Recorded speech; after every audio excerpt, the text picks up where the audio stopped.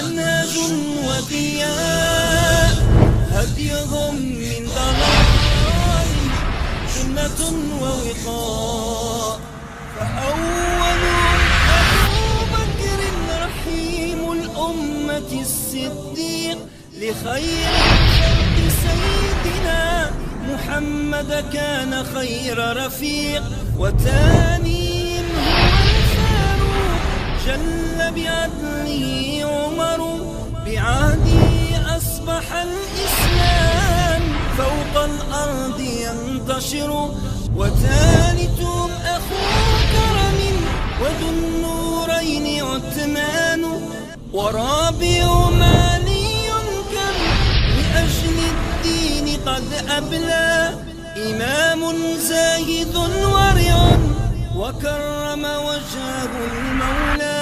سيرة الخلفاء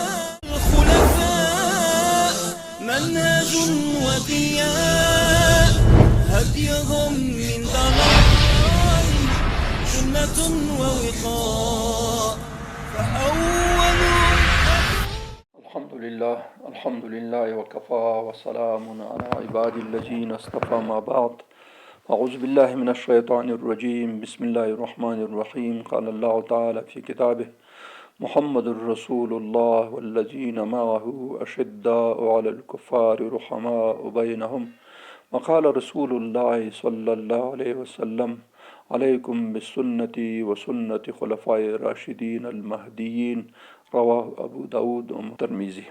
اللهم صل على محمد وعلى آل محمد كما صليت على إبراهيم وعلى آل إبراهيم إنك حميد مجيد. اللهم بارك على محمد وعلى آل محمد كما باركت على إبراهيم وعلى آل إبراهيم إنك حميد مجيد.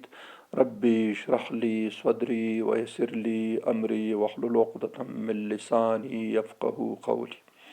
زما ګران اولیدونکو اوریدونکو السلام علیکم ورحمت الله وبرکاته.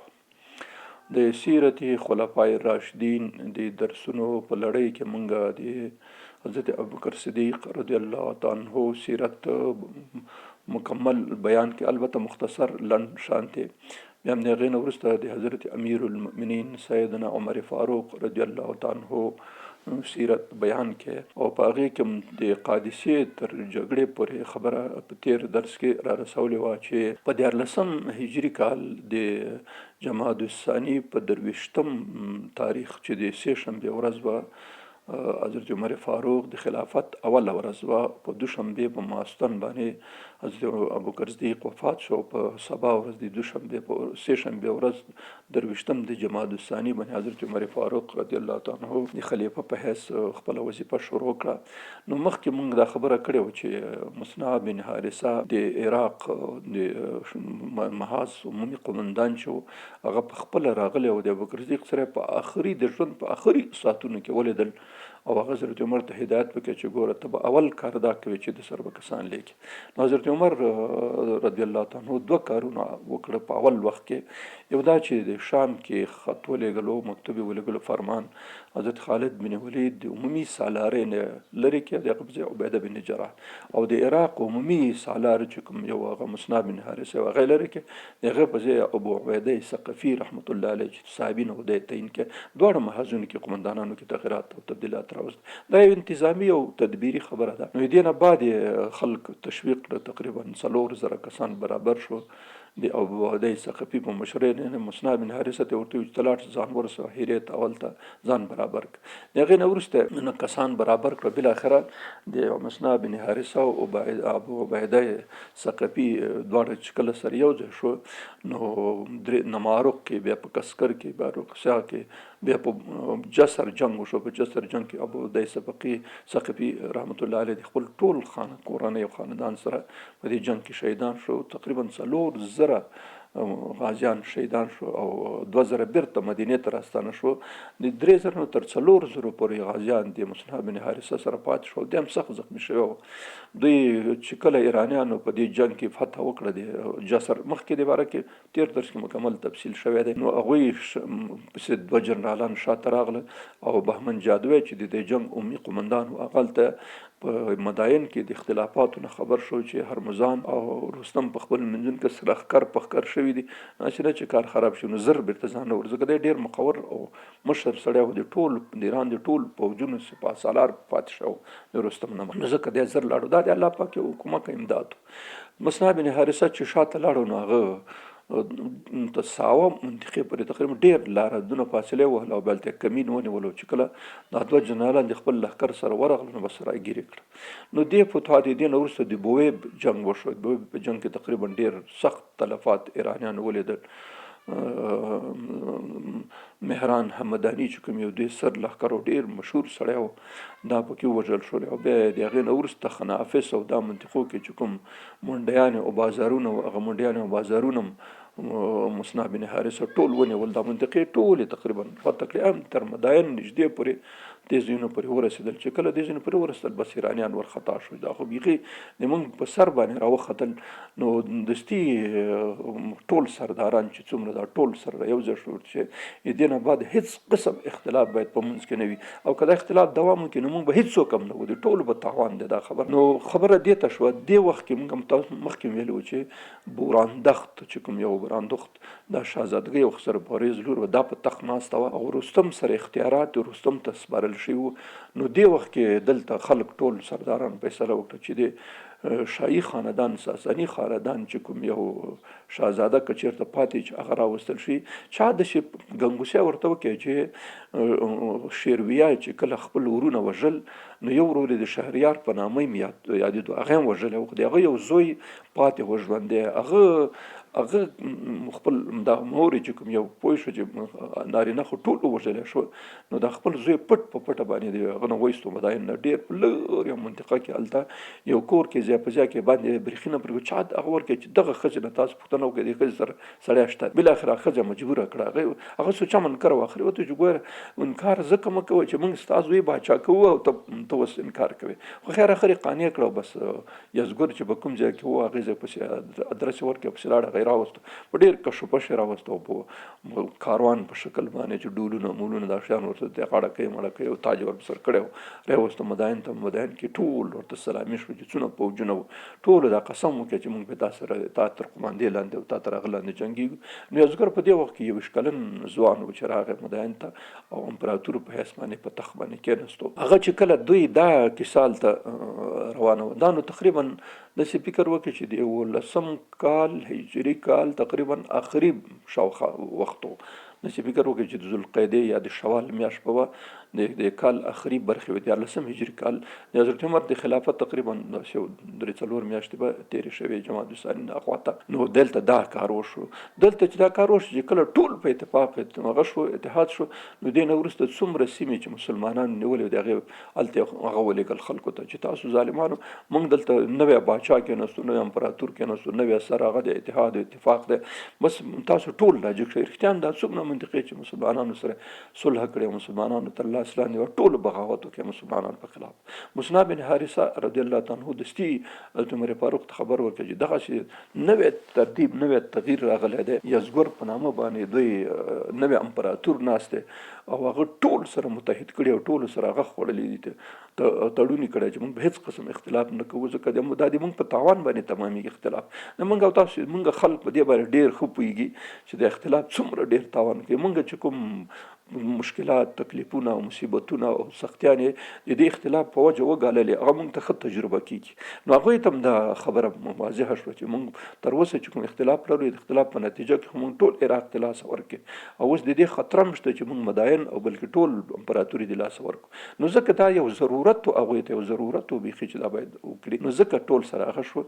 نو چې کله دا منطقو بغاوتونه شروع کړل مصعب بن حارثه حضرت عمر ته خبر، حضرت عمر چې کله دې حالاتو نه خبر شو نو دستي خپلو والیانو ته مکتوبونه ټولو ته ولیکل چې څومره کسان تاسو لرئ او مدینې منورې ته راولېږي. او خپله د کال آخري برخه په ذوالقعده کې د 14 هجري کال په ذوالقعده کې حضرت عمر فاروق ته دا خبر ورسېدو د مصعب بن حارثه د خوا نه چې داسې په ایران کې بغاوتونه شروع شوي، سرغړونې شروع شوي د موږ منطقې چې چا سره هم صلح حمله کړې ټولو بس ماته کړه، بس اختلاف پیدا شو ځکه نوی امپراتور کېناستو، نوی یو احساسات ولولې یو جوش د خلکو کې را پیدا شو.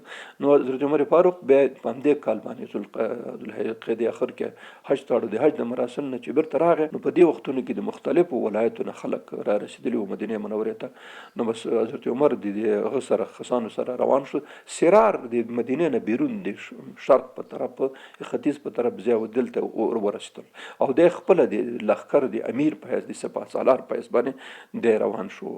په مدینه منوره کې خلیفه حضرت علي کرم الله تعین کې چې بس ما تر راتو پورې به ته دلته نائب او مرستیال بلکې انتظامی امور به ته چلوې، زه به صرف د جنګ هغه کوم. نو کله چې سرار ته لاړم دا خلک راټول شو، خلک را برابر شو دلته. حضرت عمر رضی الله عنه خپل ځان برابر کې او سرار پورې لاړو. په دې وخت کې حضرت عثمان رضی الله عنه او عبدالرحمن بن عوف د خلکو حضرت علي حتی دې مخالفت وکړي چې ستا تګ په دې وخت کې مناسب نه ده، ځکه که بل قمندان شکست وخوري تر شا خلیفه موجود دی، قائد او رهبر موجود دی، هغه تر شا بل قمندانان لګلی شي. خو که خپل شکست خلیفه وخوري دا د ټول اسلامي ملک لپاره ډیر زیات تاوان دی، ځکه دا ډیر بد اثر لري په خلکو او هغه خلک چې دشمن دی هغه دشمن د خلیفه په شکست او ماته باندې ډیر زړور کیږي. بیا نو کېدای شي دا څه چې مونږ نیولي دام د لاسه ورکړي او شاید مونږ دې خواته هغه وکړي، ځکه دا شکست یو ډیر بد اثر لري په اصولي لحاظ باندې.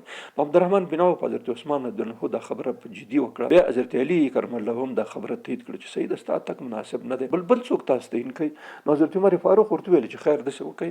حضرت علي کرم الله ته هغه وکړي چې ته هغه قمندان شه. نه پوهېږم تاریخ دا وجوهات نه دي لیکلي چې حضرت علي څه ولې انکار وکړي، ویل زه قمنداني نه کوم. بس بیا نو خلکو ویل چې څوک بشي. په دې وخت عبدالرحمن بن عوف رضی الله عنه ویل چې سعد بن ابي وقاص موجود دی، بل چا ته ضرورت. په دې درنم چې وخت ټولو اتفاق وکړي، هغه پسې خط ولېږلو، هغه په نج کې نو هغه د ستیر وخت چې کله راغی حضرت عمر فاروق رضی الله عنه هغه ورته وکړه نصیحتونه، هغه ورته وکړه ورته ویل چې حرکت. تاریخونه لیکلي چې 4,000 تر 6,000 کسان پورې د حضرت سعد بن ابي وقاص سره برابر شو، د سرار نه حرکت وکړ روان. زرود په نامه باندې دې منطقې ته چې کله ورسېدل نو په لاره کې مجاهدینو دا کسان ځان سره برابر کړل. شاته حضرت عمر رضی الله عنه هم 4-5 کسان دي د مختلفو منطقونو چې راورسېدل، دې هم د مسلسل ورلېږل. نو چې کله زرود ته ورسېدو په زرود کې تقریبا دوی تعداد 18,000 کسان برابر شو. د سعد بن ابي وقاص د 4,000 پورې 2,000 حضرت عمر برسته 10,000 او 10,000 شاوخوا په دې لارو کې د منطقو خلک چې خبرېدل. بس همداسې مدینې ته نه راتلل، راسه عمل ته وتله. نو په زرود کې د مجاهدینو د غازیانو تعداد 18,000 کسانو ته برابر شو.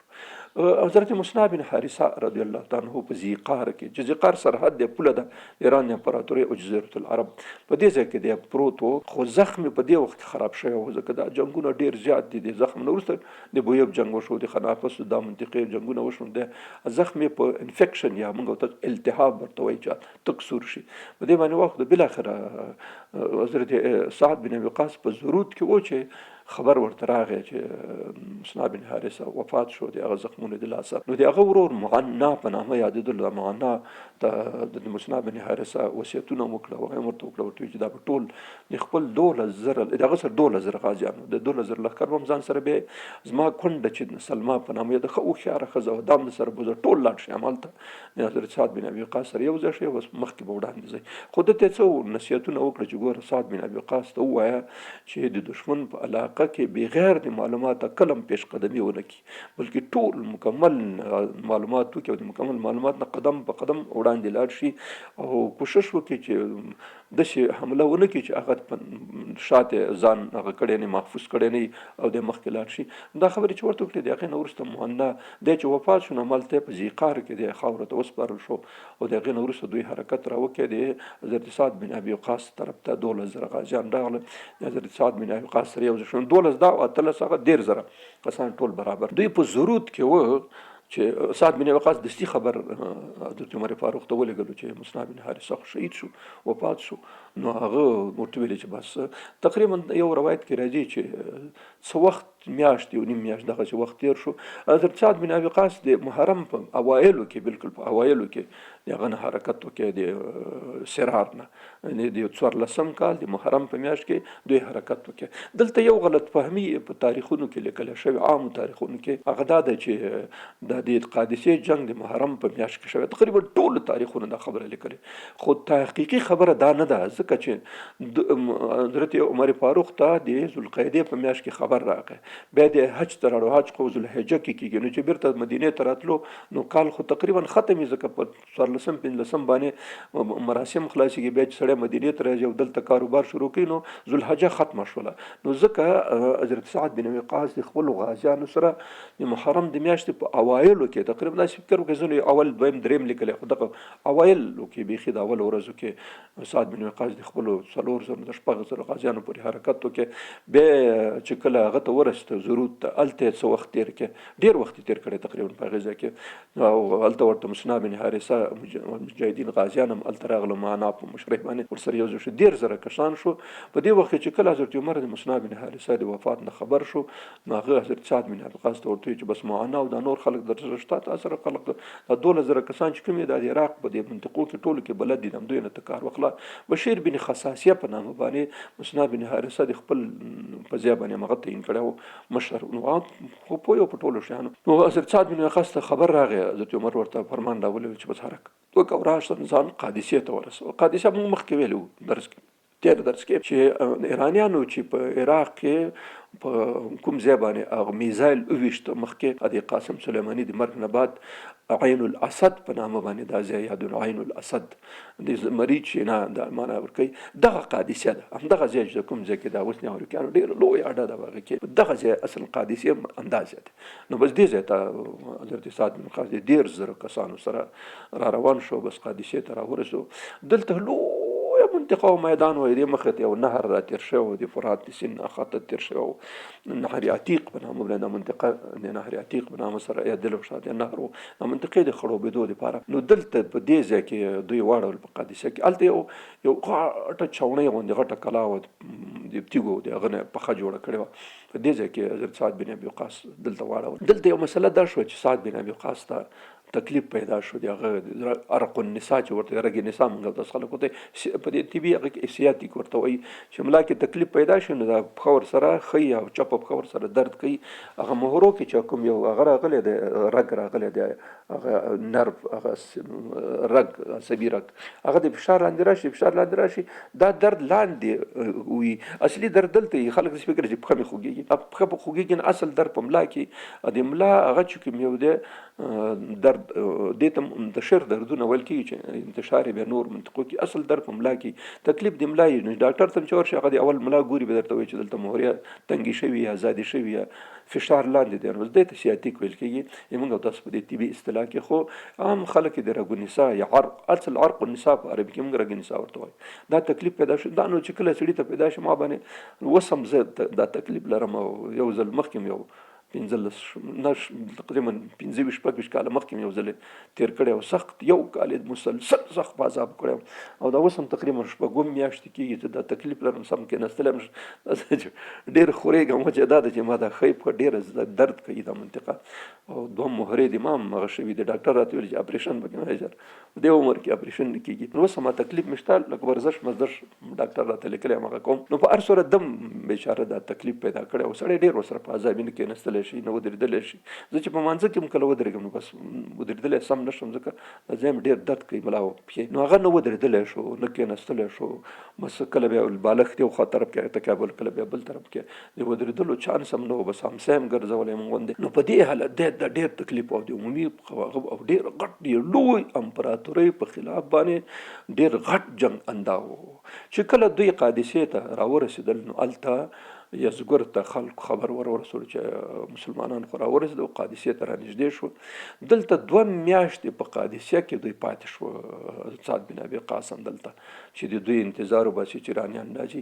هلته یزګور چې کله خبره شولو نو هغه دستي رستم ته ورته وایي چې بس رستم خپل پروګرام دا، رستم ډېر هوښیار سړی او بل لالچي او حریص سړی و، د پاچاهۍ دپاره سترګې ګنډلې وې چې دا بوران دښت چې کوم یو دا مخکې چې د هغه نه یزګور نه ناسته وه کوه. ځینې کتابونو دا خبره لیکلې چې څومره به صحیح وي رښتیا به وایي چې د رستم او د بوران په خپل منځونو کې سره توافق کړی و چې موږ به نکاح کوو، خو چې ودرېد د مسلمانانو خطر لږ کم شي نو رستم تر دې وخته دې سره موافقه کړې، هغې هم موافقه کړې چې بس رستم دې ټول پوځ چې برسالار بوران هم دې ته و چې داسې یو تکړه سړی که ما خاوند شو نو د بچي به را کنټرول شي. په دې نیت باندې نو رستم دوه شیان غوښتل، یو دا چې بوران شهزادګۍ به ایما شي، بله دا به چې شهزادګۍ زما شو نو بچي به یې مونږ شي په دې وخت. او دا د یزګور نه مخکې دا خبره شوې بیا چې یزګور په منځ کې راغله دا مسله سره لږ ګډوډه شوه، خو بیا هم امید خو و چې که بورانده ښځه په نکاح کړو نو کیدای شي یزګور خو د یوې څپړې سړی دی، څپړه مې چې ورکړه یا به مړي یا به تښتېدلی. نو په دې نیت باندې د دا جنګ نه غوښتل، یو خبره دا. دویم خبره دا چې د فارس په پاچاهۍ کې ډېر زیات سرمایه او خزانې وې، اوس یعنې داسې د ټریلیونونو خبره وه، میلیاردونو نه ټریلیونونو خبره وه، دومره زیاته سرمایه پکې وه. وروسته به انشاءالله د هغه کې راشي چې غنیمتونه مسلمانانو ونیول، صرف په جولا کې 100 ټریلیونه دیناره دوی د غنیمت ونیولو. ته فکر وکړه چې دا څومره خزانه به څومره وه چې دا یزګور دا مړې وه، بله مړې وه، بله مړې وه. نو ځکه په ټریلیونونو خزانې موجود وې، نو رستم ته خو دا خبره معلومه وه چې دلته خزانې ډېرې. نو په دې لالچ او په دې حرص باندې د کوشش کولو چې جنګ ته بل څوک ولېږي، قمندانان مسلسل ولېږي، دا جنګ جاري وساتي او دی دلته خپل پلان چې کوم یو دی د بوران سره نکاح کول او د پاچاهۍ باندې قبضه کول، دی دپاره پټ پروګرامونه جوړول. ځینې تاریخونو دا خبره هم لیکلې ده چې د نجوم شناس و په د ستورو جنګولو کې دا یو خاص علم دی فلکیاتو کې چې ځینې خلک د ستورو نه یو هغه اخلي، اوس هم دا شی اوس هم شته، بس خلک وایي دا ستوری داسې لاړو هسې لاړو دې خوا لاړو، دا څه د ترتیب د خلکو جوړ کړی دی. نو دی په دې هم پوهېدلو ده چې دا ستوري په اصطلاح سره جنګولي و، کوم هغه یې حاصل کړی او هغه دا و چې ایران ماتې خوري، شکست به خوري او مسلمانان به فاتح کېږي. دا د یقین راغلی و چې دا خلک کامیابېږي او موږ ناکامیږو. نو ځکه جنګ ته بیخي زړه دا څو وجوهاتو باندې رستم په اصطلاح سره هغه نه کولو جنګ. بالاخره یزګور ورته ویل چې په هېڅ صورت نه کېږي، دا پیر به تخپله شي، ځکه قمندانان خو تا غټ غټ قمندانان لاړه تکړه تکړه او ټول شکست خوړو، بیرته راغله تر جالینوس او پیروزوان او پلانکي پورې. نو دا پیر به تخپله شي، ته به خپله ځې او د تا معاون فیروزوان چې د مقابل سړی او ښکر په ښکر کې دا به هم در سره وي او جالینوس چې دا څه قمندانان ژوندي دي مشهور دا به ټول ځای جنګ ته. دا پیر نو بس رستم یې بس مجبور کړي چې ته به خپله شي. نو هغه بس ایسته حرکت کوي زړه نازړه. نو بس پاچا امر و، نو امپراتور و، خو هغه هم نه شو کولی ځکه ټول ملت په دې توافق رسېدلی و چې یزګور به پس دی امپراتور. نو ځکه دا دی هم ډارېدلو په دې خبره چې داسې نه چې زه څه وکړم بس خلک پسې راجګ نه شي ټول سرداران، ځکه ټول اتفاق کړی و. هغې نه وروسته بس رستم حرکت وکړي او د مداین نه لاړو، صعبات په نامه باندې منطقه ده، دلته لاړو. دا نږدې ده بیخي د مداین سره، به دلته قرار واړول او دلته 2 میاشتې تقریبا تېرې کړې. بس مزې چړ شوې، ډولونه او دریابونه او دا شیان به شراب کباب دا ټول شیان هلته و. ټول تقریبا د رستم سره په دې وخت کې 100,000 کسان برابر شول، مختلفو منطقو د ایران مختلفو منطقو نه خلک راتله او را روان هم داسې راتله. په صعبات کې ډېر وخت تېر کړی، چې صعبات کې ډېر وخت تېر کړی. دلته مسلمانان چې کله قادسیې ته راورسېدل، طبیعي خبره ده د هغوی خوراک د ځان سره نه شو راوړلی. نو چې کله به خوراک ته ضرورت شو نو بس د منطقو د ایران منطقو ته به لاړو، د هغې ځای نه غله او دانه او د غوښې دپاره څه څاروي ماروي بیا ځان سره راوستل. نو دې خلکو د دې قادسیې نږدې کوم پرتو خلک ایرانیانو شکایت وکړه دربار ته، خپله لاړه یزګور سره ملاقات وکړه چې موږ هره ورځ هغوی راځي، موږ په کلو کې آزاد ګرځي او کله کله غله او دانه او دا شیان هم ځان سره وړي، څاروي وړي ځان سره.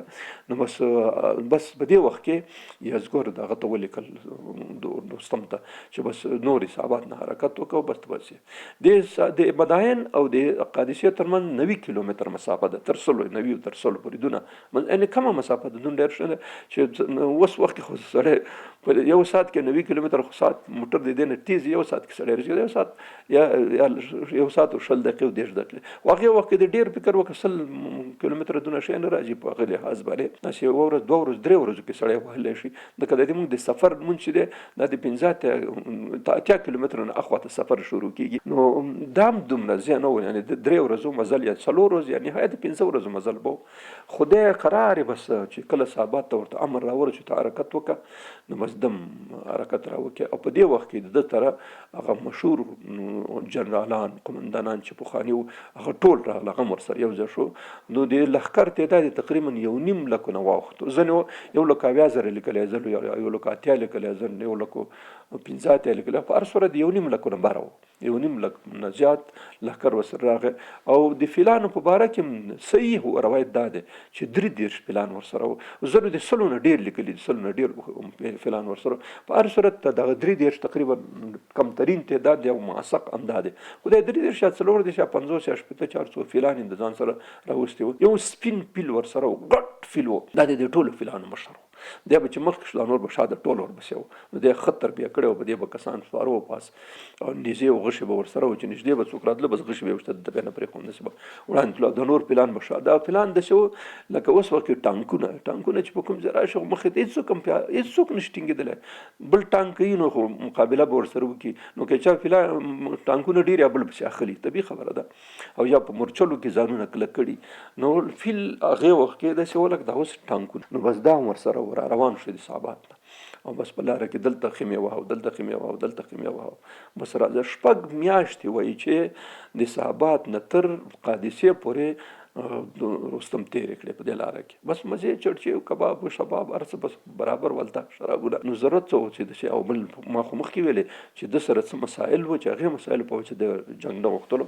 بس د امپراتور د ډېر فشار او زور او تاکید په واسطه باندې بالاخره 6 میاشتې بعد د ایله قادسیې ته راورسېدلو.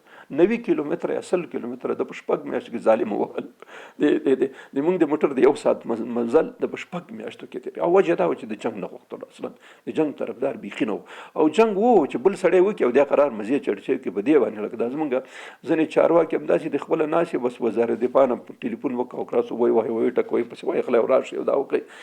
خپله قرار وزارت دفاع په تعمیر کې ناستي ځان غټ د سمټو دیوالونه تاو کړي.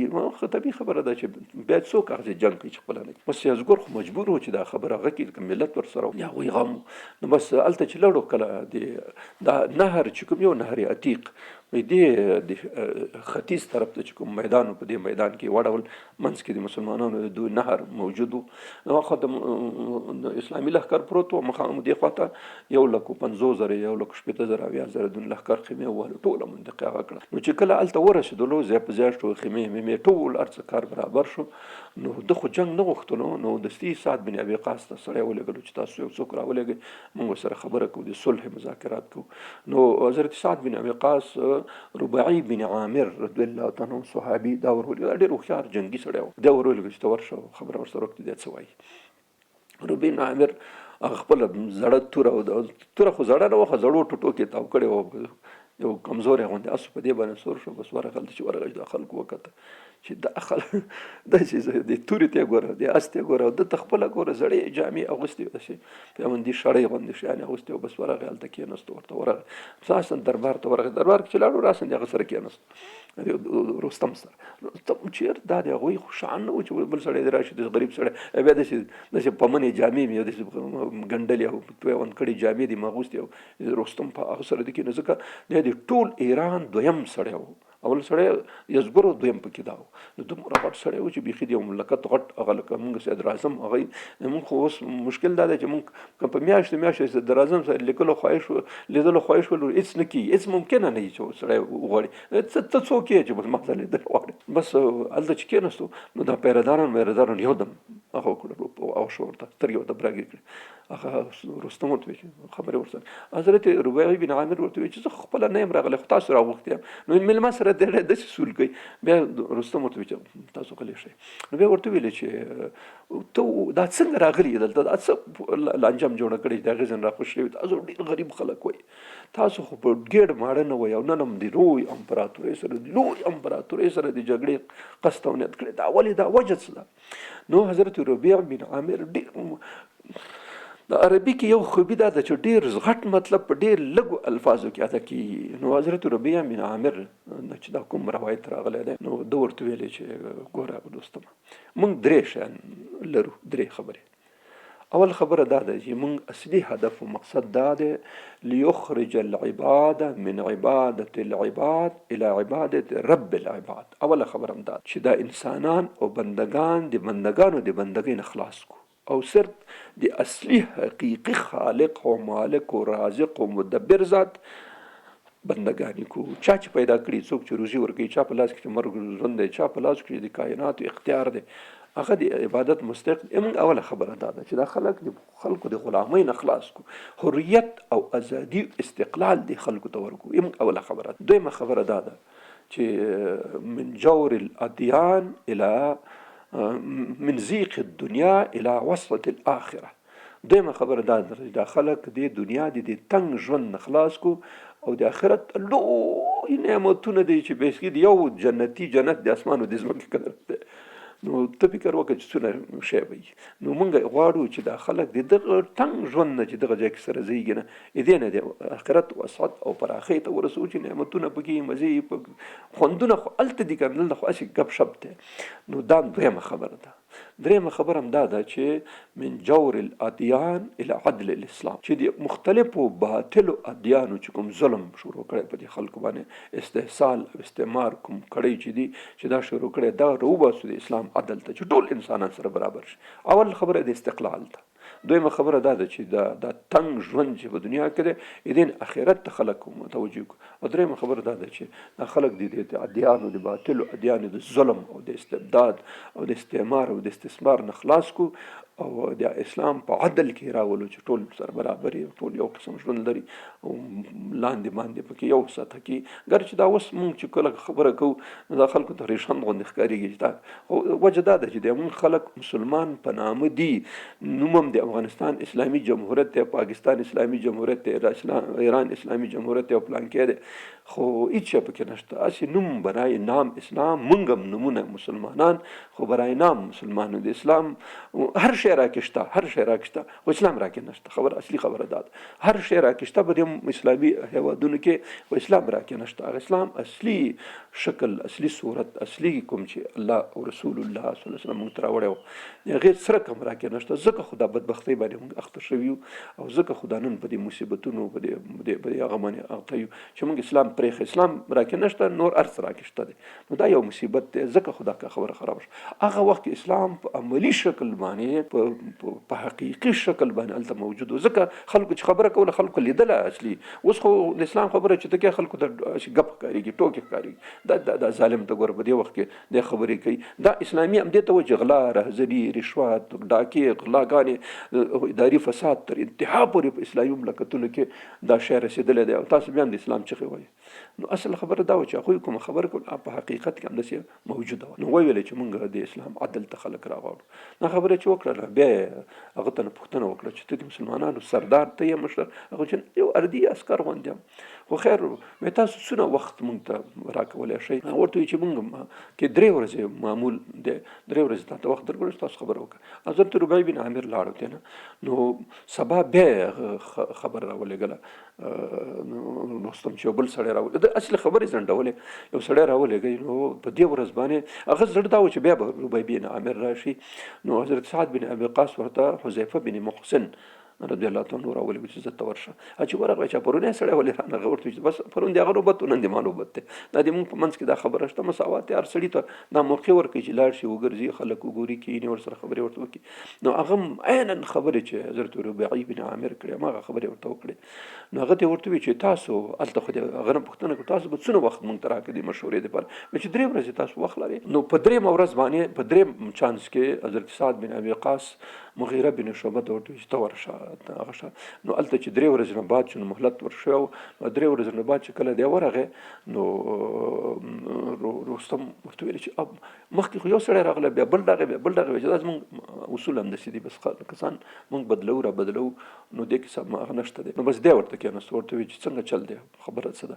بیا هغه ورته ویل چې ګورئ موږ 3 وړاندیزونه لرو خلکو ته. 3 اول دا چې اسلام ومني. ته که اسلام ومنې بلکل زموږ ورور یې، او بس موږ تاسو به سره یو ځای اوسېږو.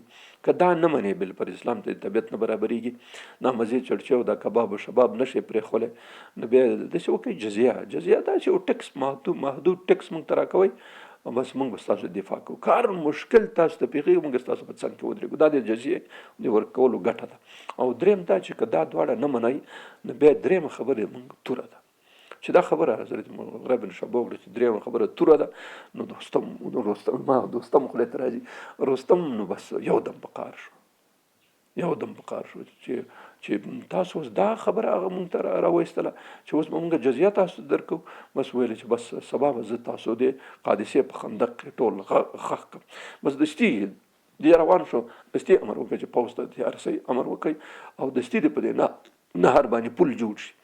بس دستي اتومات یو نیم لک کسانو دستي پل جوړ شو په دې نهر باندې، او دستي هغه ته خبر راولېږلو سعد بن ابي وقاص ته چې ته را پورې وځې دې خوا که موږ در پورې وځو. هغه ورته چې نه تاسو را پورې دې خوا ته میدان پراخه دی، دې خوا ته تاسو راشئ. نو بس سحر چې شو بس هر یو دم بیا هغه پوځونه روان شو راغله میدان ته. د کوم طرف چې مسلمانانو دې طرف د نهر نه را پورې وتل، چې کله را پورې وتل د دې یو تخت او هغه جوړ کړ ځان ته یو تجیر ورته ولګل، په هغې کې د کېناستو جګ ځای و چې دا ټول میدان ته نه ښکارېدو. او خط مسلمانانو خو هغه قلعه تیاره وه، د قلعه په بام باندې ما حضرت سعد بن وقاص ناست و، لاندې به د منطقې ته کتل، باقاعده ټول ځای ورته معلومېدلو.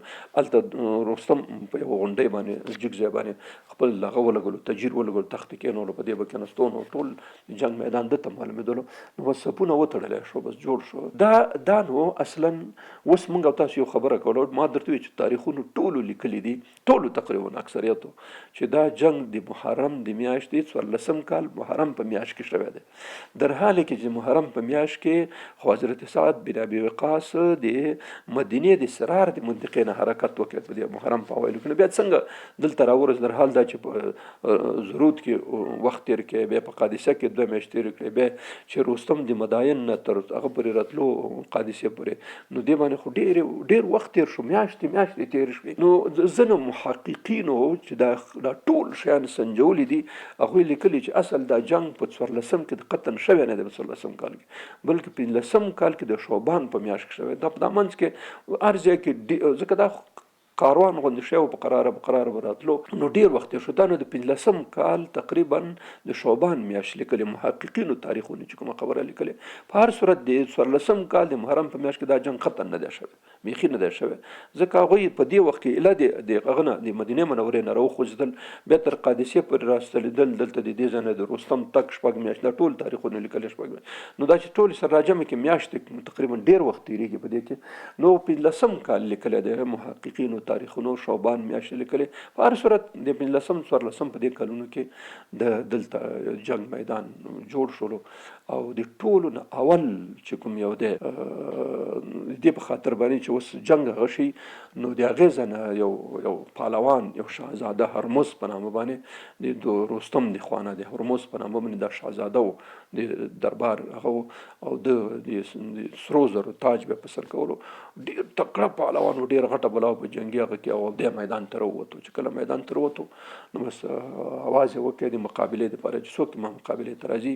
نو د دې طرف نه عبدالله بن غالب بن عبدالله دا وروتلو، اسدي دی باندې اسد د قومو دی وروتو مخې ته، چې وروتو مخې ته، نو بس هغه داسې یو چانس، داسې یو طریقه اختیار کړله چې بس دا سړی ژوندی ونیولو، ژوندی ونیو، په خپل اسیراسور کې وسره وستو. دوی غټ شهزاده او پهلوان مضبوط سړی و، غالب بن عبدالله بجلی چې و کمزورې سړی و، مسیس ته ونیولو، د الله پاک کومک بیلي، مسیس ته په اسیراسور کې وری وستو. هغه سعد بن وقاص ته وښودلو چې سړی مې ژوندی راوځه، ورته چلته خیمه کې واچوئ، همالته بندي کړئ. د قلعه کې به ځان دپاره هلته ځای لرلو، دی دلته بندي کړي. هلته یو بل کس راووتلو، د هغوی د خوا نه بل کس چې راووتلو، بس دې خوا نه عمر بن عاصم بن عمر تمیمي په نامه باندې و، هغه تکړه قومندان و، دی وروتو. دی چې وروتو دم عینن کار پرې وکړی، بس هغه خپل کس چې کوم یو هغه ژوندی و نو راوستو دلته هغه ته.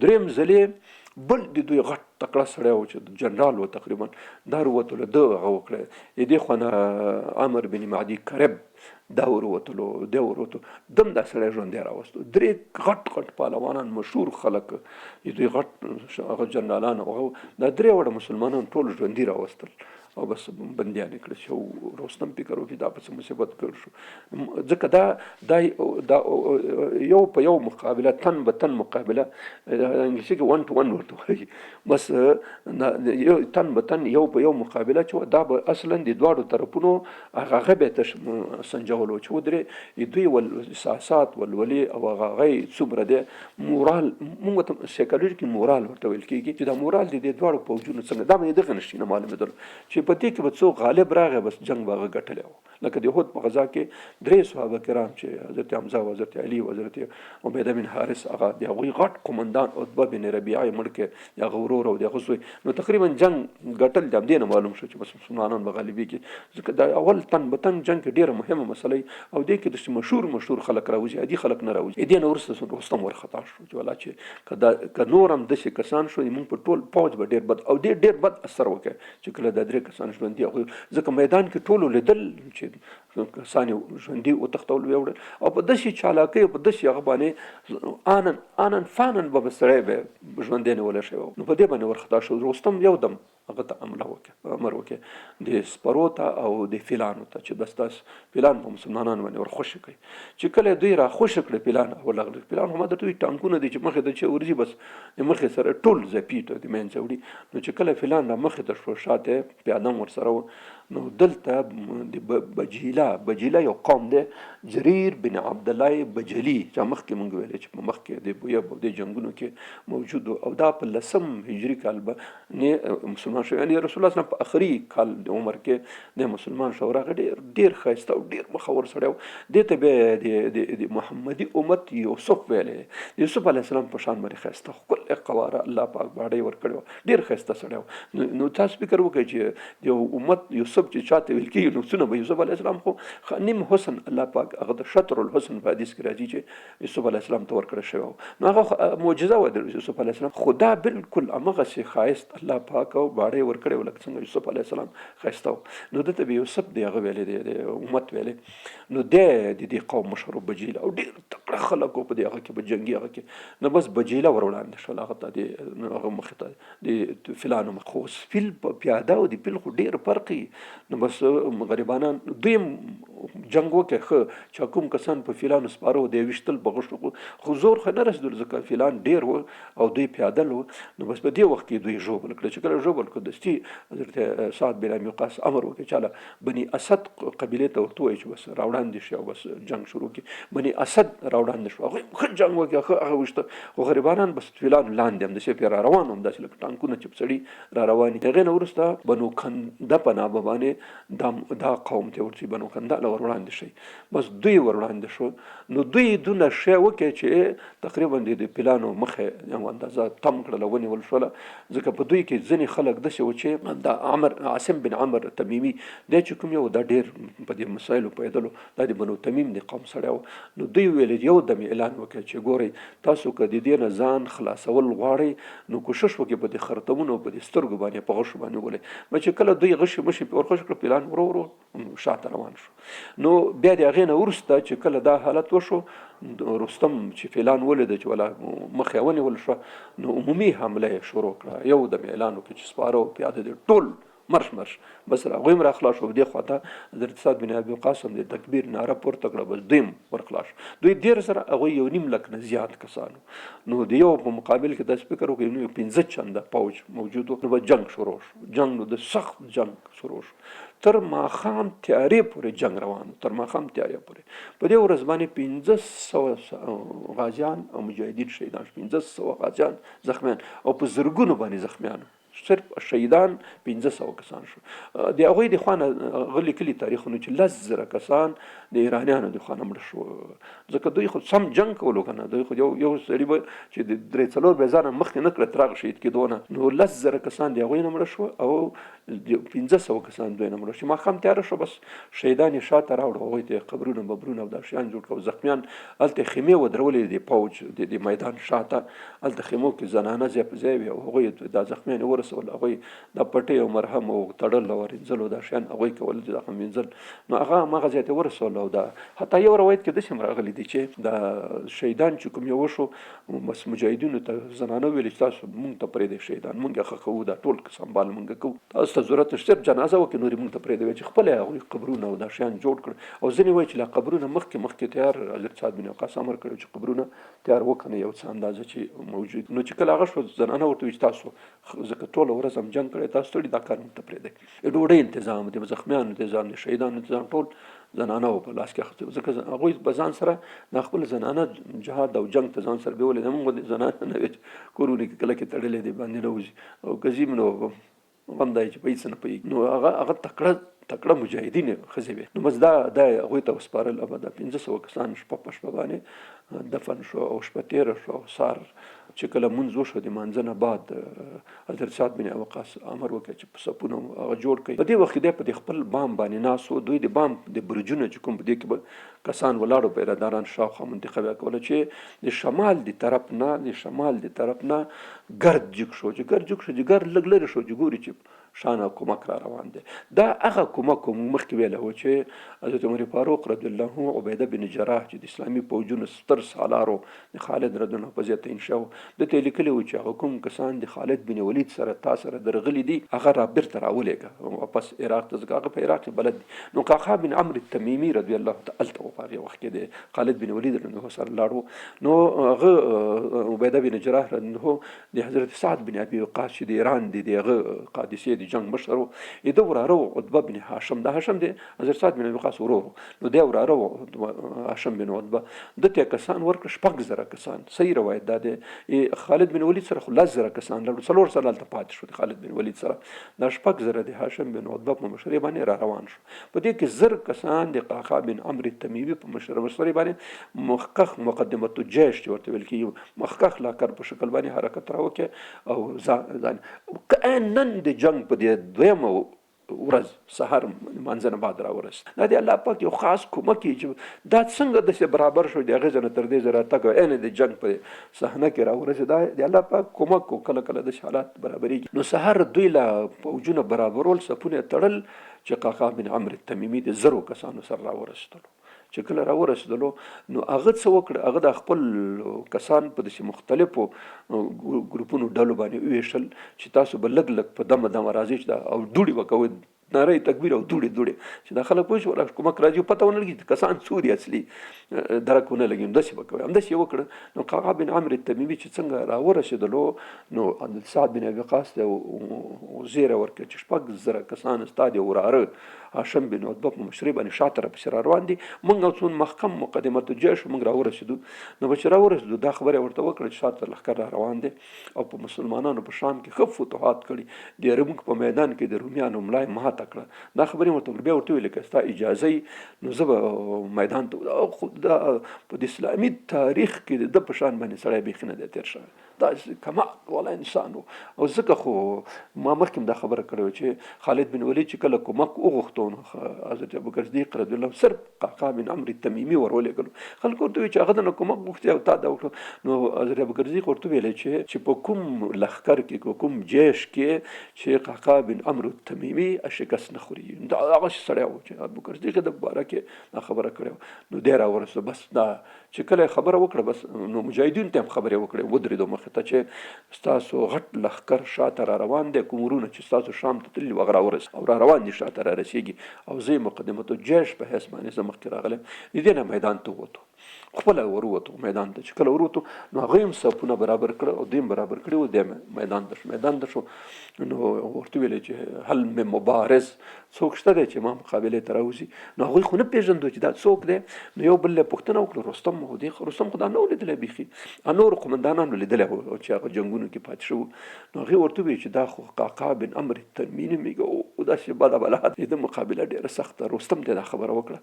نو رستم فکر وکړ چې دا قمندانان د جنرالان دی چې وکته، هغه خو جنرالان ټول پېژنده چې څوک دی. په دې کې بهمن جادوی مخکې چې موږ خبره کړې وه چې د رستم نه مخکې د ټول ایراني قواو سپه سالار، لکه دا موږ او تاسو وطن کې دا لوی درستیز چې ورته ویل کېږي دا و. نو بهمن ته ورته وویل چې بهمنه ته وروسه، ځکه تا عربانو ته یو ځل په جنګ جسر کې شکست ورکړی دی، هغوی باندې تا روب او دبدبه پرته ده، ویرېږي ده نه، نو ته وروسه. نو بهمن جادوی ورویستلو.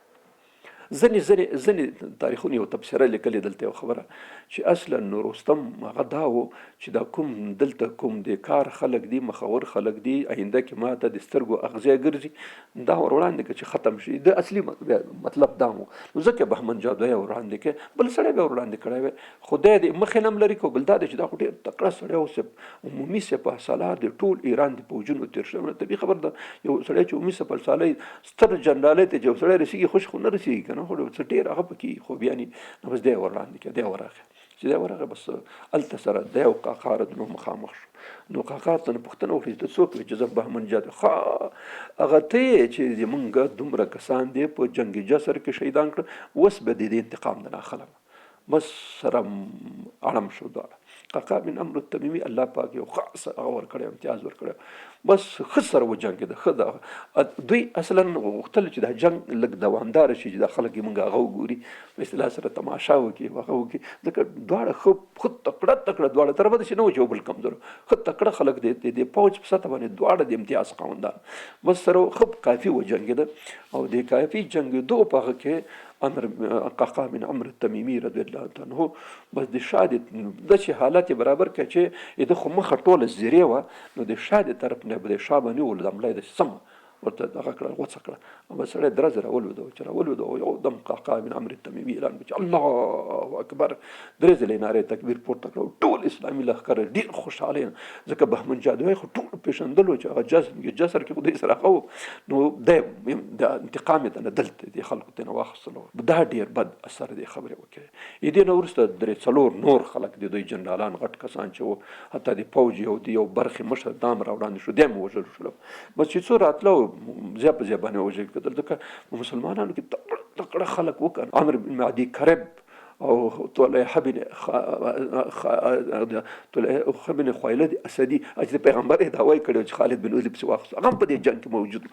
دومره تکړه سړی و، د کار سړی و چې بیخي دی او دا ټول موجود و. دوی داسې کمالات په قادسه کې وښودل چې بیخي حیرانونکي، تاریخ ورته حیران دی چې دا څه بلا خلک دي، داسې تکړه دي. نو دوی دا خلک هغه کړه. بس په دویمه ورځ باندې دلته قعقاع بن عمرو التمیمي راوست او جنګ شروع شو. په دې ورځ باندې تر ماښامه پورې جنګ وشو.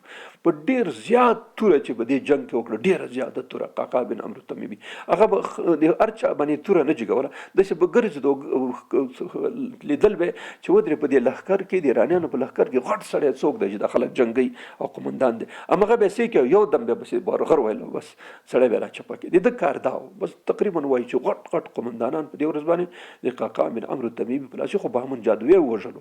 هغې نه وروسته غټ قمندانان هم مړه کړه. د ایرانیانو په هغه کې ډېر هغه وکړي. نو په دې ورځ باندې جنګ، په دې ورځ باندې فلان جنګ ته رانغ، دا دویمه ورځ باندې د اهواز په نامه یادېږي دا ورځ.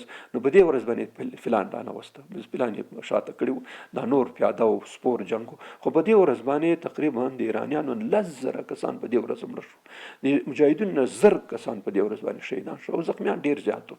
بس زخمیانو شهیدان یې ټول ښځو ته وسپارل او ځکه ټول ورځ جنګ شوی و، ښه ستړي شوي وو. مثال سړی له ډوډۍ موډۍ او دا شیان چې وخوړه، بس نور خوب یې وکړه، ځکه سبا بیا جنګ و. بس سبا چې شولو کله دلته قعقاع بن عمرو التمیمي فکر وکړي چې که د هاشم بن عتبه نه وخت شي نو دا خو به ډېر خطرناک شي. نو خپل کسان، دا 1000 کسان چې د سره وو، دی برابر کړو، شاته یې ولګل چې تاسو شپې لاړ شئ او سهار چې څنګه صفونه برابرېږي نو بس سل کسان داسې راځئ او د اسونو باندې دوړې کوئ، داسې دوړې کوئ چې پته ونه لګي دی کې یو دی، دوه دي، درې دي، او ناره تکبیر هم داسې مسلسل وایه او راځئ په دې.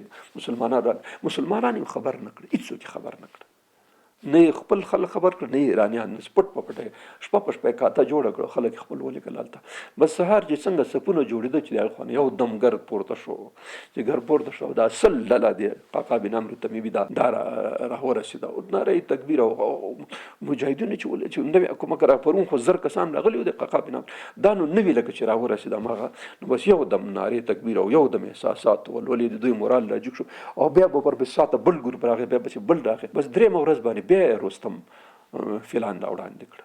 خو دا وخت کې قعقاع بن عمرو تمیمي زمری دلته موجود و تیار او عاصم بن عمرو تمیمي دا قومندان و. د دواړو هغه راوغوښته سعد بن ابي وقاص چې نن خو دوی هغه راولي فیلان، تاسو دې دپاره لارې هغه چې بس نور یې موږ ته پرېږده، موږ یې دې په چل پوهېږو.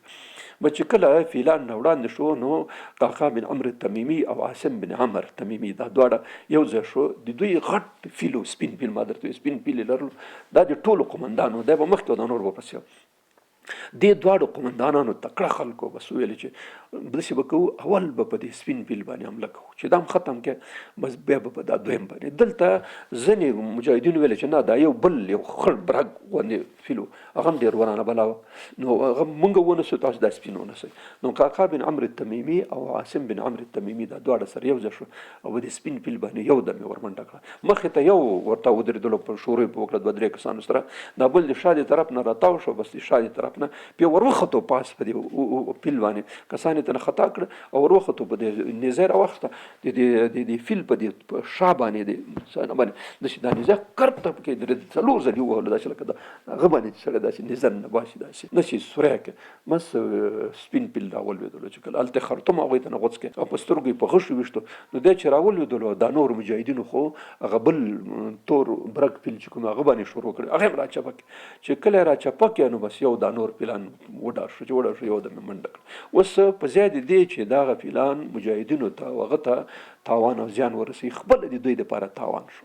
او قعقاع بن عمرو تمیمي یو بل کار هم وکړي، د مسلمانانو د اسونه دي هغه نه ډېر یېرېدل، د فیلانو فیل قټ والا دي غرب یې کړه چې غرېد، هغوی به تخته کوله منډه به یې کړه. نو په دې ورځ دی بل چل وکړي قعقاع بن عمرو تمیمي، خپل اوښان یې راوخته، په دې اوښانو باندې داسې ټیکه واچوله مخکې او صرف سترګې به یې ښکارېدې داسې پردې هغه کې اوښ به لیدل، نور یې ټول داسې غټې غټې پردې پرې واچولې، سم لکه دا اوس لکه دا مونږ چې ورته دا غټ راکټې موټرې وایي داسې شی به یې ترېنه جوړ کړی، د دې اوښ نه مخکې شاته دې خوا به خلک پکې تیار ناست وو، د هغې ځینې به یې غشې ویشتل، اوښ به نه ښکارېدو چې دا شی دی، صرف سترګو کې به هغه لیدل او روان به و، نور د هغه ته خو ضرورت هم نه و د لیدلو، هغه څه کار هسې هم نه کول خو خلک به پکې ناست. دا چې کله میدان ته قعقاع بن عمرو تمیمي راوایسته، او د ایرانیانو هغه چې اسونه چې کله بیا ولید څه بده بلا را روانه ده، نو بس هغوی هم تېښته شروع کړه. دا د قعقاع بن عمرو تمیمي یو تکتیک و چې د ایرانیانو په خلاف استعمال کوو، ډېر تاوان ورته ورسول.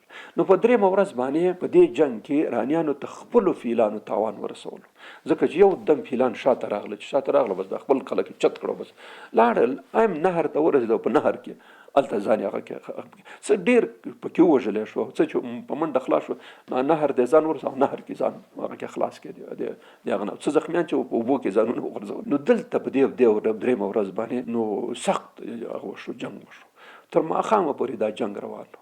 بیا د مجاهدینو د خوانه تقریبا 1000 کسان بیا شهیدان شو، نو 1000 او دا 2 ورځې او 500 کسان په دې ورځ شهیدان شو.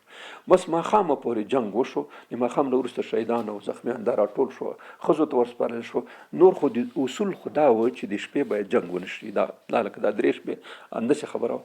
خو په دې کې قعقاع بن عمرو تمیمي عمر بن مهدي کرب د یمن و، تکړه سړی و، د طلحه بن خویلد اسدي دا او څه نور مجاهدین چې تکړه خلکو.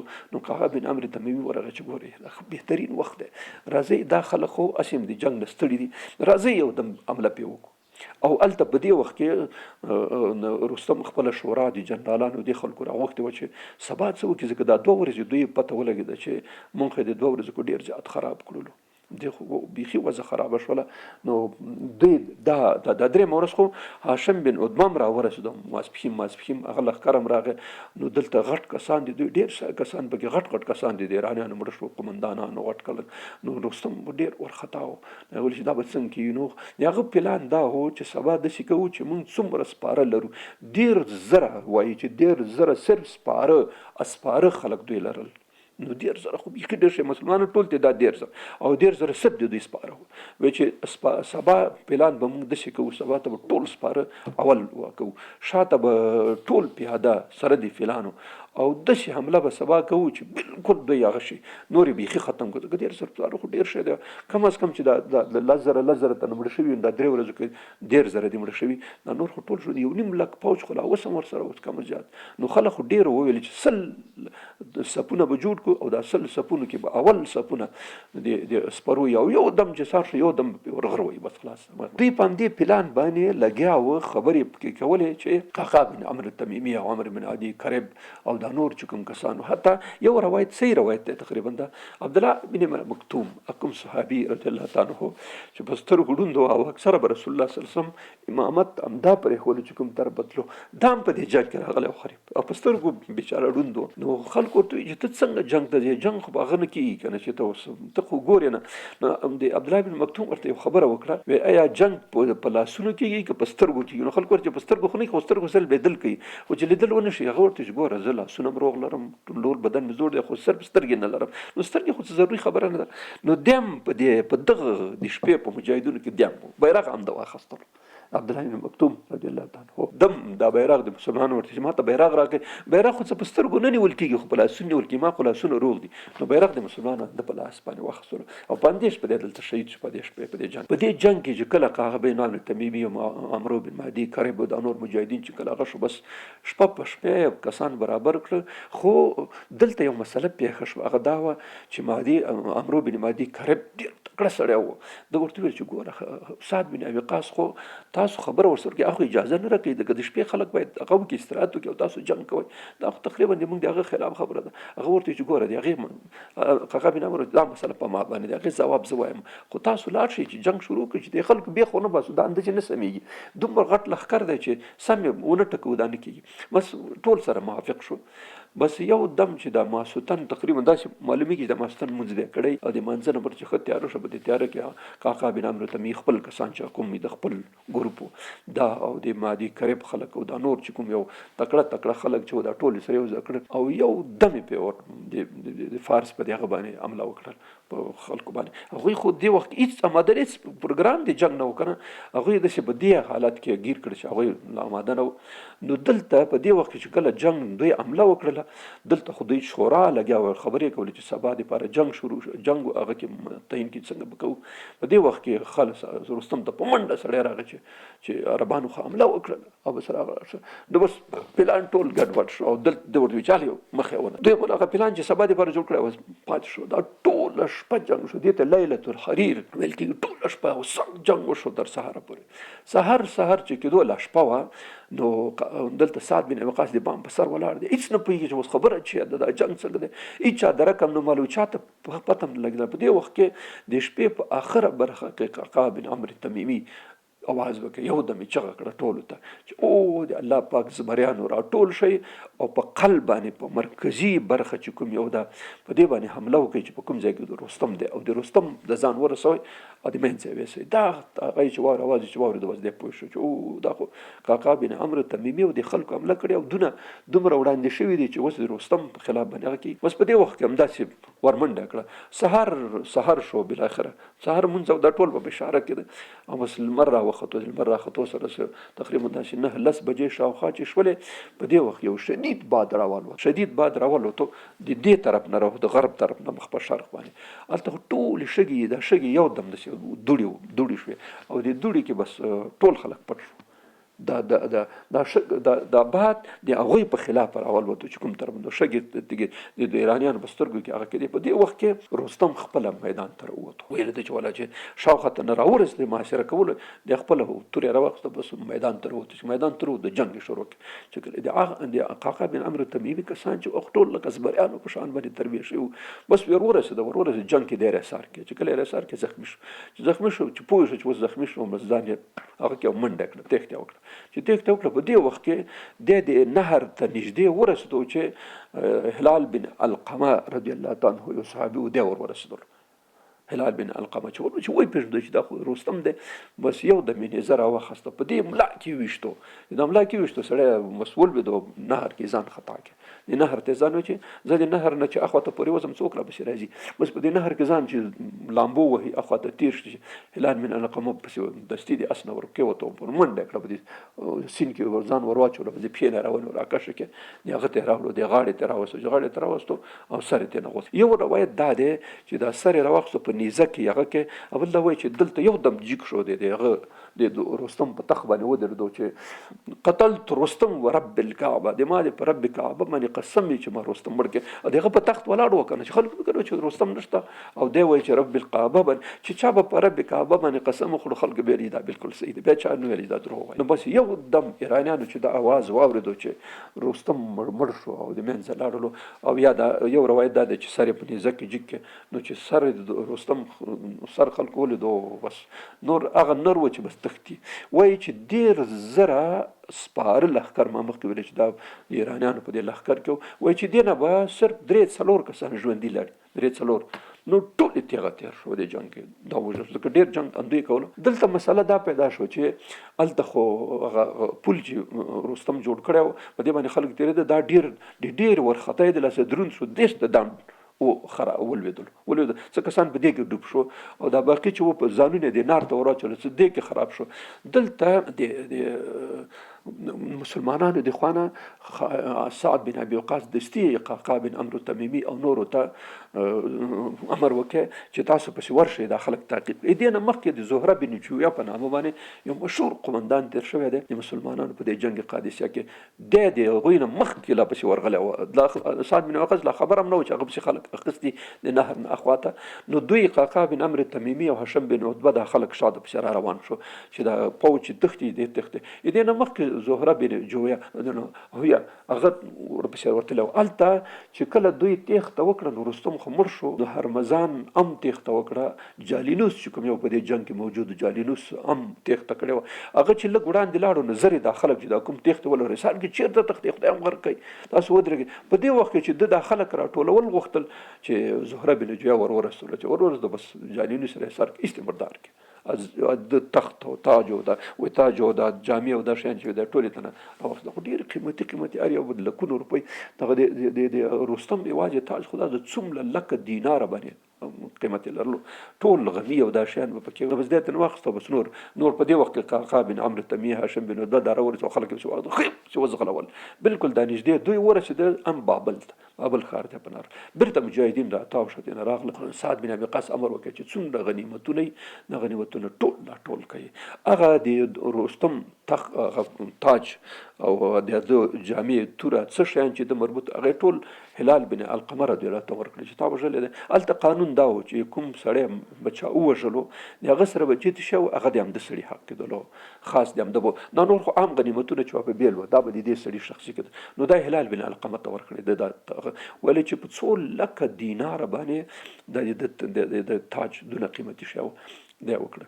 نو دلته قادسیه چې کله دا ټول شیان، دا ټول غنیمتونه، دومره ډېر غنیمتونه شو چې تاسو فکر چې 9 لک خلکو دپاره څونه شیان راغلي وو.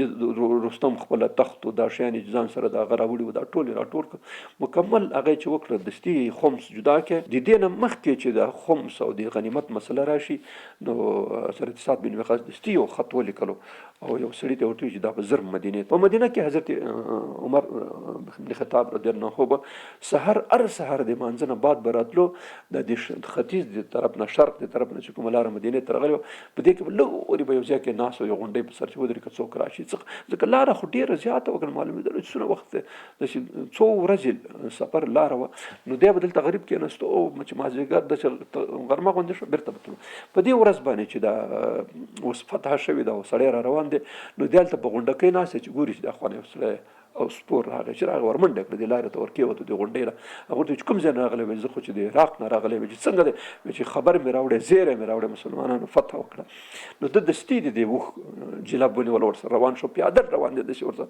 منډې وې اوښ والا خو ډېر چالاکي کوله چې امیرالمؤمنین ته خبر ورسي هغه څه خبره چې امیرالمؤمنین همدا بس هغه ته نه پوښتنه څه حال و څنګه و کیسه وه څوک شهیدان شو څوک هغه شو داسې یو قابل د ملاحظه سړی چې سړی نوم یاد کړي په شهیدانو کې نه و یعنی عام خلک مجاهدین او غازیان شهیدان شوي وو داسې قومندانانو کې هېڅ څوک هم نه شهید شوی نو هغه د قصې ورته کولې ښار ته ننوته چې کله مدینې ښار ته ورسېده نو دی خو نه پوهېږي دا خو امیرالمؤمنین دی نو خلک به چې راغله نو هغه السلام علیکم امیرالمؤمنین وایي دا سړی پوه شي دا مې څه کار وکړې زه په اس پورې امیرالمؤمنین ورته لاندې جلاب نیولی او روان دی ورسره هغه ورته وایي چې امیرالمؤمنین ما ډېر غلطي وکړه سهو مې وکړه زه څه پوهېږم چې ته یې وایي چې هېڅ خبره هم نشته بس ځان رسوه مسجد نبوي ته چې کله ورسېدو بس هلته خلک ټول کړه سړي ته ورته وایي ته اوس دا هغه ورته ولوله د سعد بن ابي وقاص چې کوم مکتوب خط ورته لیکلی هغه د خلکو ته اعلان کړی او د هغې کې د فتح زیری او د رستم د وژل کېدو د دو نورو ټولو شیانو دا ورته لیکلي نو بس ټول مسلمانان ډېر زیات خوشحاله شو بې نهایت زیات د هغې نه وروسته بیا سعد بن ابي وقاص غنیمتونه ټول کړل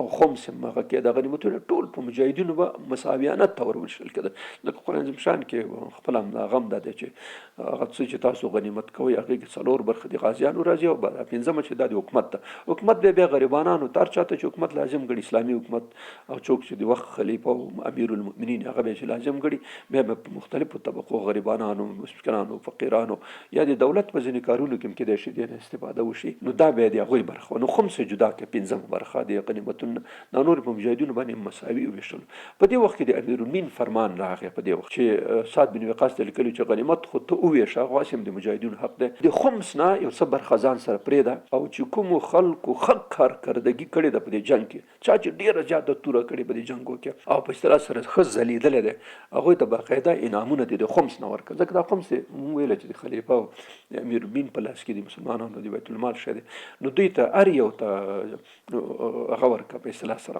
انعامونه ورکړه نو سعد بن وقاص همداسې وکړه دا غنیمت تقسیم کړه ټولو مساوي چې دا څه خمس و د خمس نه پیسې راواخیستې چاته 500 چاته 1000 چاته 1000 چاته کمې داسې په دې تکړه مجاهدین چې کوم یو تکړه توب کړی و ډېر ټولو کړی و خو دا ځینې کسانو ډېر نمایان هغه لرلو کردار لکه طلحه بن خویلد اسدي هغه پیغمبر یې دعوه چې کړې ده ډېره توره کړې وه د عمرو بن مادي کرب دا مرتد شوی و مخکې یو وخت کې ارتداد په جنګونو کې د هم مخالفون و خو بیا بېرته مسلمان ده او د خپل قعقاع بن عمرو تمیمي هاشم بن عتبه او دا زهره بن جویا او د ټولو خلکو او ضمن سعد بن وقاص هغه اول هغه کې لیکلي وو چې داسې زهره بن جویا هغه د جالینوس وژلی سامان ما ځان سره امانت ساتلی تاسو ما ته هغه راولېږئ چې څنګه وکړو هغه ورته خط راولو چې دا خو ډېر د قدردانۍ خبره ده چې ده وژلی هم ده ته یې ورکړه نو هغه هم ورکړې څه انعام یې نور هم ورکړې نو ډېرو زیاتو کسانو ته انعامونه او دا شیان توضیح شو مجاهدین ډېر زیات خوشحاله شو قومندانان چې دا کوم یو تورې کړې وې نو دا لکه تشویق و ترغیب خبره وه حضرت سعد بن ابي وقاص په هغه کې په قادسیه کې پوره 2 میاشتې تېرې کړې 2 میاشتې همدلته اوسېدو او د هغې نه وروسته بیا امر ورته راغی چې حرکت وکړي مخ په مداین باندې نو د خپل مخکې ګروپونه هاشم بن عتبه او زهره بن جویا او دا قعقاع بن عمرو تمیمي دې خلکو ته ورته وایي چې تاسو حرکت وکړئ بس روان شو دوی چې کله وړاندې تله نو د هغوی خو لښکرې په بابل کې ځای په ځای شوي وې نو چې کله دوی بابل ته ورسېده بابل کې چې خبر شو چې مجاهدین راپسې راورسېدل هېڅ ته یې تېښته وکړه وتښتېد لاړه وړاندې بل هلته کوسه د کاپ واو سی یې کوسه په سی باندې لیکل کېږي دا هغه ځای دی چې کوم ځای کې ابراهیم علیه السلام پیدا شوی و او په کوم ځای کې لوی شوی و او په کوم ځای کې اور ته اچولی شوی و دا کوسه هغه ځای دی عام خلک پوهېږي بابل دی، بابل دا منطقه دی، بابل په هغه کې لکه موږ تاسو وایي ولایت یا صوبه یا ایالت. په ایالت کې چې کوم ځای کوسان د کوسا د ابراهیم علیه السلام د پیدایښت ځای و، د پلار او مور کور په اصطلاح سره همدلته و، همدې ځای کې دی لوی شوی و، همدلته الله پاک نبوت ورکړی، په همدې ځای کې نمرود پاچا دی اور ته اچولی او دا هغه ځای دی دا کوسا. نو دلته ورسېده په دې کوسا کې مخکې زهره بن جویه اول مخکې لاړلو، دا کوسه یې ونیوله، بیا سعد بن ابي وقاص وروسته راغی دا ځای او لاړو هغه ځای ته لاړو چې په کوم ځای کې ابراهیم علیه السلام بندي شوی و، اول بندي و بیا اور ته واچولو. نو هغه ځای ته ورغلو کوم ځای کې چې هغه ابراهیم علیه السلام بندي شوی هغه ځای ولیدلو. نو هلته درود شریف وصحیح روایت دا دی چې سعد بن ابي وقاص هلته ورسو په ابراهیم علیه الله موږ تاسو د درود شریف ابراهیم علیه السلام نوم باد بارک اللهم صل علی محمد وعلى ال محمد کما صلیت علی ابراهیم وعلى ال ابراهیم دا درود شریف بار تکرارولو. هغه ځای ټول ولیدل او تاقونه چې کوم ځای کې دی بندي و هغه ځای ټول ولیدل او د هغې نه بیا وروسته راووته او بس روان شو مخ په هغه باندې مداین باندې. د مداین نه دې خوا ته موږ مخکې به د درسونو کې ویل صعبات په نامه باندې یو ځای و چې هغه رستم پکې یو څه وخت یوه نیمه میاشت 2 میاشتې تېر کړي و. صعبات دا نو ډېره غټه چونۍ وه. دلته په دې چونۍ کې د شهریار په نامه باندې غټه بلا اوسېدله، ډېر مشهور پهلوان او د دې هغه جنرال و ایران یې دلته اوسېدلو. نو چې کله مجاهدین ورسېدل، مجاهدینو مشري دې وخت کې د هغه په لاس کې وه، زهره بن جویه په لاس کې وه چې بس ورسېدل هلته. نو هغه راووته میدان ته چې راووتو ډېر غټ پهلوان او زناور د خدای و مسیلان یې وکړه چې په تاسو کې څوک ډېر تکړه پهلوان یو تکړه هغه دې راوځي مخې ته دې راوځي. نو حضرت جویه ورته ویل چې ما خو غوښتل چې زه مقابلې ته درشم، خو اوس خو یو بل سړی درلیږم چې دا ستا غرور په دې مجاهدینو کې یو ډېر کمزوری غریب غوندې سړی او غلام و، نایل نومېدلو. نایل ته ورته چې نایل وروځه. نایل بیچاره کمزوری سړی و، یو لکه فیل او دلته لکه یو وړکی شی ده لکه موږک او د فیل سره جنګ شي. بس دی وروته چې کله وروتل بس هغه چې ولیدلو چې ته دونه زناور سړی دی. هغه خو بالکل د شیرسار کې هغه وړکی سړی و، د شیرسار کې درز په دې ځمکې راویشتلو لکه هغه کې کارتون کې چې کله اشاره خدا کې په سینه باندې هغه لوی سوپر مین چې ورته ویل هغه په سینه کې نه سوپر مین بس دی په سینه کې نه.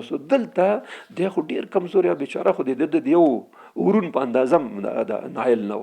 بس د داسې وکړه چې دې وخت کې چې د کله دی په سینه کې نسو نو د لاس ګوته د خولې ته ور برابر شو نایل رضی الله تعالی. بس یو دم یې د ګوته ټینګ او د کلکه داسې خولې پې ولګوله چې یو دم د نه چغې وایستې. دی د دې ګوتې په درد باندې هغه شو. نو د خو تیاره برچه د دې هغه په هغه کې وه ملا کې د شهریار د قمندان بس خپله برچې د هغه نه راوایسته او بس د ګېډې ته داسې ور کړه او سم یې پکې داسې تاو کړه خراب راوی غورځولو. بس الله پاک دا نایل غریب چې ډېر کمزوری او غلام و د یو قوم هغه په دې باندې هغه بس هغه چې کله دی ووژلو اخسان یې ټول ته یې نه راواخیستو دا تاج و د سامان وامان څه ورته دی ټول راواخیستو. نو راوړو حضرت جویه هغه ته زهره بن جویه ته ورته دا ستا حق دی بس هغه ته یې ورکړل. بیا په دې وخت کې چې دا دلته چې شهریار مړ شو دا نور پوځ تېښته وکړه بس مسلمانانو پسې واخیسته. نو حضرت سعد بن ابي وقاص هم راورسېدلو. نو سعد بن ابي وقاص چې راورسېدو نو زهره بن جویه ورته د دې نایل قصه وکړه چې نایل خو نن ډېره غټه توره وکړه داسې کار یې وکړو شهریار یې مړ کړ. نو څه سامان چې و بس دا ورته ویل چې دا سامان ته غنیمت نیولی دا ټول واغونده هماغسې ځان جوړ کړه راشه. نو هغه چې دا سامان واغوسته د خلک په مخ کې داسې لاړو راغی نو ډېر خوند یې وکړي. او د هغې نه وروسته روان شو مدائن چې کوم یو دی مدائن خو پایتخت د دې کې وایټ هاوس و. دې نه دا دجله ده، دا دجله د بغداد په منځ کې تېرېږي خو مدائن د بغداد جنوب ته تقریبا 40 کیلومتره لاندې پروت دی. اوس خو کنډر غوندې دی خراب شوی هغې وخت کې غټ هغه پایتختونه دي امپراتوري. دلته چې دوی ورسېدل دې په منځ کې څون دجله وه، دجلې نه دې خوا ته بهرسیر په نامه باندې یو ځای و چې دا هم تقریبا د پایتخت برخه وه. دې خوا کې به یزګر به کله دلته کېناستو امپراتور کله به دلته تلو. نو دواړه پایتخت به صرف دا منځ کې الګ لکه دا بعضې ځینې کې پایتختونو کې سیند چې بهیږي منځ کې عینا یو شی خو دواړه طرف ته دفترونه وي. نو هلته هم دفترونه د وسلې د جوړولو ډېر فابریکې چې وې په دې بهرسیر کې وې د غربي طرف کې او شرقي طرف کې دلته خزانې مزانې دا وې. چې کله دلته ورسېدل مسلمانان د بهرسیر ته نو بس هلته هغه خبر شو یزګر خبر چې مسلمانان خو راورسېدې زیاته منطقې ته، نو خپلې خزانې مزانې دا ټول شیانې برابر کړې او زنانه چې د خاندان څومره خلکو دی هغه کړه شپه په شپه دا وایسته چې تاسو وځئ بس پټې شپې وایسته چې خلک خبر نه شي دا خو ماتې او شکست خبرې دلته بهر سیر ته چې مجاهدین راورسېد بس دا منطقه ونیوله ټوله چې کله ونیوله چې کله دجلې دریاب ته ورسېده دریاب موږ د خلک دریاب ورته دی فارسي کې موږ ورته سیند وایي د سیند ته چې کله ورسېږي ګوري چې کښتۍ مشته هېڅ هم نشته او پلونه هم ټول غورځولي دې په خاطر چې اخوا طرف ورې ونوځي نو مسلمانان چې هلته ورسېږي ګوري چې نو پل شته او نه کښتۍ پورته ښکار ته وکتل هېڅ ځای نه وه بس سعد بن ابي وقاص حیران شو چې اوس به څنګه پورې وځو په دې وخت کې خپل مجاهدین راټول کړي چې څنګه چل کړي عاصم بن عمرو التمیمي چې د قعقاع بن عمرو التمیمي سره ملګری و ده ویلې چې زه دا پورې وځم اول زه پورې ځم پورې مې چې امنیت ونیو تاسو به راپورې بس په سیند باندې ورګډ شئ بس وایي چې عاصم بن عمرو التمیمي د شپېته کسانو فدایانو سره چې به ځان قرباني ته ورکړي او بس په دې سیند ورګډ حسبنا الله ونعم الوکیل ولا حول ولا قوة الا بالله العلي العظیم دا کلمات الوصل دا شپېته کسان په دې سیند ورګډ شو په سیند ورګډ شو وړاندې لاړ شاته پرې قعقاع بن عمرو التمیمي پسې شاته روان شو او بس حرکت یې وکړ کله چې عاصم بن عمرو التمیمي هلته ورسېدو نږدې چې د هغوی غشو کار پې کولو نو هغوی د اخوا نه غش شروع کړه دویم سپر باندې د هغې دفاع کوله او بالاخره د چې ور نږدې کېدو دویم سخت نیزې ویشتلې خلک یې ورخطا کړه هغوی چې کله ولیده چې په سیند باندې خلک راګډ شو په دې سیند کې را روان دي سم لکه هغه غوندې یو دم یې چغه کړې چې دیوان امدن یعنې جنیات پیران راغلي خلکو نه تېښته وکړه بس دوی دا شپېته کسان د ټولو نه اول پورې غاړې ته ساحل ته په اصطلاح سره ورسېدل او هغه غاړه مکمله ونیوله د سیند غاړه چې ونیوله نو بس اشاره ورته وکړه چې راځي قعقاع بن عمرو التمیمي خو مخکې په ورګډ شوی په سیند باندې بس شاته سعد بن ابي وقاص په خپل هغه کې سمته چې راځي ټول په اسونو باندې ورسوارو شو بس همداسې ورواوښته دلته البته صرف سپاره تېر شو پیاده څوک تېر نه شو ځکه د پیاده کار نه و سیند غټ دا اوس وختونو کې دا سیندونو کې موږ د خلکو خبره برکت نشته هغې وخت کې غټ غټ سیندونو دا دجله او فرات چې کوم دی دا ترکیې نه هغه راخلي سرمنشر راخلي او راځي د هغه ته نو غټ غټ دریابونه په هغې وخت ډېر ډوی اوس خو خیر دا واورې هم کمې شوې دا شیان هم کم شو دا موسم فرق کړی نو دوی تېر شو اخوا ته چې تېر شو دلته چې کله دوی راوختل په دې وخت کې یزګورد کله دوی صحابات ونیول هغه هم د شپې په شپې وتښتېدو پایتخت یې پرېښو نو څومره پوځ دا دلته لږ پاتې و دوی هم تېښته وکړه دا هم وتښتېده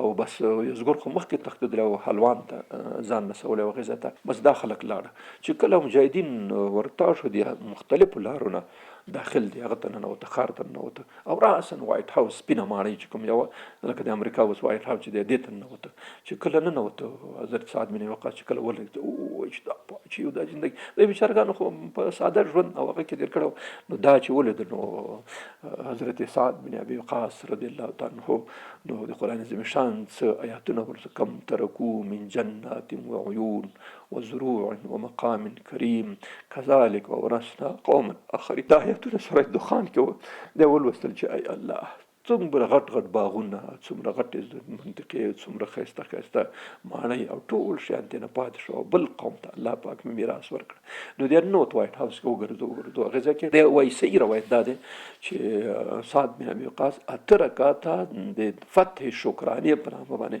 چې رسول الله صلی الله علیه وسلم فتح مکې کړی و دی ادا کړه دا نو د جمعې ورځ وه چې دوی ننوته وخته شپاړسم کال نو جمعې ورځ نو شپاړسم کال کې مداین فتح شو نو بیا چې دا فتح شو نو بیا په دې ورځ جمعه نو بیا ممبر یې راوړلو ممبر یې دستي را پیدا کړې هغې ځای کې میز چې موجود ممبر خو ځای کې نه خو ممبر نه هغې نه جوړ کړې نو هلته سعد بن ابي وقاص خطبه وفرمیل اولین خطبه چې د ایران د امپراتورۍ په وایټ هاوس په سپینه ماڼۍ کې ورکړه دا سعد بن ابي وقاص بیا د جمعې لمونځ وکړه د جمعې لمانځه نه وروسته امر یې وکړه بیا چې څومره شیان دلته دي دا ټول کوي بالکل چا ستنې ته لاس ورنه راوړلو ټول شیان یې مکمل راوړه یو ځای ته یې را جمع کړه او چې کله ټول را جمع شو نو بیا د دې نه کوم چې غنیمت و دا غنیمت یې په ټولو مجاهدینو باندې تقسیم کړه او متباقي چې کوم یو زیات شیان و هغه برابر کې او د خمس په شکل باندې ولېږلو هغه ته مرکز ته مدینې منورې ته نو دې کې دې خمس کې داسې شیان و چې بیخي د